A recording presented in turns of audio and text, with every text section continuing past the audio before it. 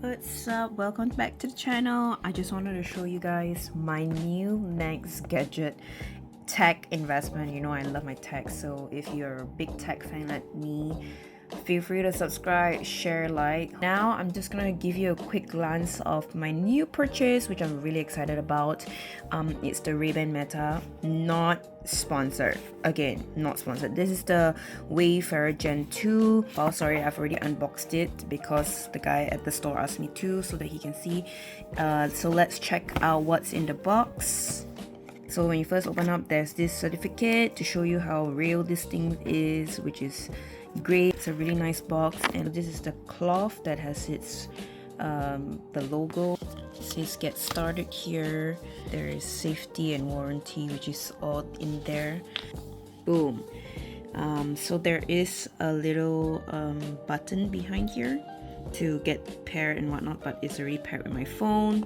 Let's check it out. So interior wise, it looks like this. So if we take it out, the camera on here is super big.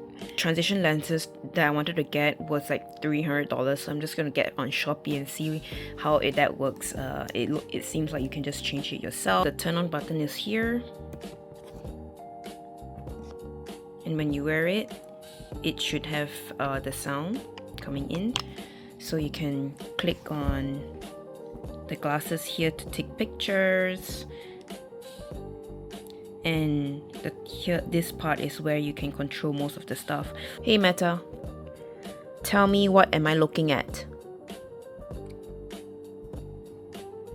The image is unclear. Well, because I mean it's not working as what it needs to because I'm not wearing it, but I'll show you a footage of the videos and pictures that I took in 1080p because I don't want to take up like the 3K space.